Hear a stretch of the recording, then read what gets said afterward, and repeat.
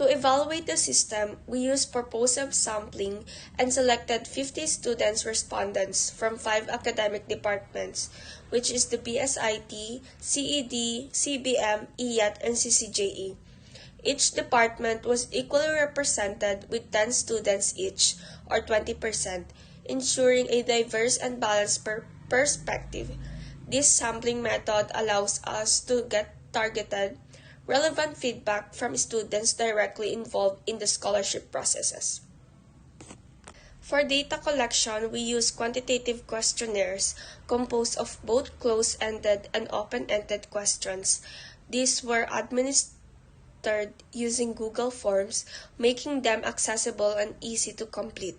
We use a 5-point Likert scale ranging from strongly disagree to strongly agree to measure respondents' perceptions of system performance, usability, security, and more.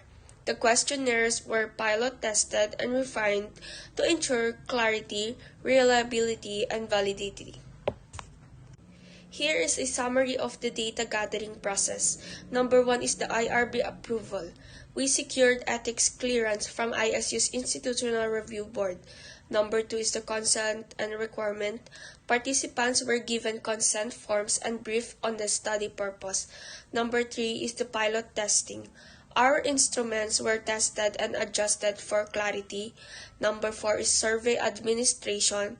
Surveys were distributed online, and responses were automatically collected in a secure database. Number 5 is data storage and cleaning. All data were anonymized and cleaned before analysis. This structured process ensured both ethical compliance and data quality. To analyze the quantitative data, we used the weighted mean method, especially suitable for Likert scale responses. This allowed us to measure the overall level of agreement or satisfaction across multiple indicators like performance, usability, security, efficiency, and maintainability. We use a modified Likert scale to interpret results. 4.20 to 5.0 is strongly agree, 3.40 to 4.19 is agree, and so on. These values help us understand the real impact of our proposed system from a statistical perspective. Now, I'm going to present to you Chapter 4, Results and Discussions. The main theme of this presentation is analyzing and improving the current scholarship management process through the implementation of digital system. The objective is to address inefficiencies and enhance user experience at Isabela State University. Next slide is the respondent profile or gender distribution. This slide provides demographic context for the survey results. It indicates a gender imbalance among participants with females being the majority, with 68% and 34 participants. This helps in interpreting certain preferences or satisfaction level in later analysis. Next slide is the respondent profile, and we choose the academic departments. With the equal distribution of 10 students each from BSIT, which is Bachelor of Science in Information Technology, SED, which is from College of Education, CBM from College of Business Management, IAT, which is Institute of Agricultural Technology, and the CCJE, which is the College of Criminology, Justice, Education. It ensures balanced departmental representation, and this allows the findings to reflect the experiences of students across different academic backgrounds, making the analysis more robust and reliable. Next slide is the challenges in existing scholarship system. 78% were reported slow, inefficient tasks, and 82% experienced delays in scholarship processing, and 84% said tracking was adequate, but 16% faced reporting difficulties. It highlights critical issues before system implementation. Many users found the process inefficient and prone to delays. Although most were okay with data tracking, a significant minority faced issues, indicating inconsistency in record keeping or access. Next slide is the additional challenges, where in budget, 28% had concerns about financial oversight, where in security, 96% felt data was well protected, and to manual tasks, all said manual works was manageable. It expands on addressing other limitations. Financial management wasn't entirely reliable for a quarter of users. Data protection was strength and workload was manageable, perhaps suggesting partial systemization or dedicated personnel at the time. Next slide is the service performance and user experience. 82% had no service issues, 18% did, while 74% said that the system sped up and improved processing accuracy, where 96% found it is user-friendly. So, this reflects post-implementation results. The majority of students had a positive experience with only minor service concerns. Strong user feedback on speed usability suggests the new system that we made addressed major complaints from the old system. Next slide is the system functionality and compatibility. 94% said it had all essential features. 100% confirmed compatibility with other platforms. It demonstrates the system comprehensiveness and smooth integration into existing university platforms or the enrollment of financial aid system. This ensures efficient workflow and reduces redundancy.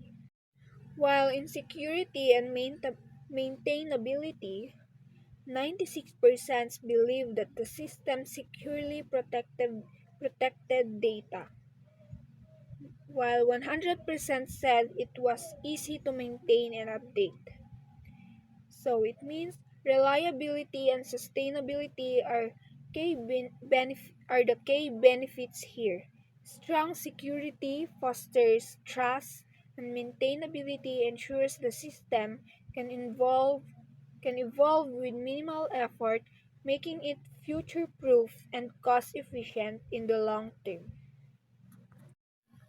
Next slide is the survey methodology. Data collected via questionnaires. Quantitative analysis used to interpret data. So, this slide outlines the research design. The use of surveys provides a broad view of student experiences. Quantitative methods ensure objectivity and clarity in identifying trends and evaluating the system's impact. Now, let's move forward to Chapter 5, the conclusion and recommendations. The main focus of this presentation is implementing a digital solution to improve how scholarships are managed at Isabel State University. It sets the context for discussing the research process, findings, and recommendations. So, the research summary and methodology. It investigated how an integrated system could enhance scholarship processing. Research approach used quantitative surveys with 50 respondents from different departments to gather feedback, where in data insights, the analysis provided valuable metrics on system impact, particularly on efficiency and user satisfaction, where this slide outlines the purpose and structure of the research. By collecting data from a representative sample, the study ensures that the system evaluation reflects a range of user experiences. Next slide is the system streamlining and efficiency. Process improvement. Between 78% to 100% of participants reported no issues with speed or efficiency, highlighting the system's effectiveness compared to manual methods, where the positive feedback 90% confirm improvements in processing speed and accuracy. These results suggest that the digital system significantly optimized operation, tasks that were and more reliable, reducing bottlenecks in scholarship process. Next is the data management and security enhancement. Previously, 16% had difficulty tracking data. The new system solved most of these issues with better features. 96% gave positive feedback on security, suggesting high confidence in the system's safeguards.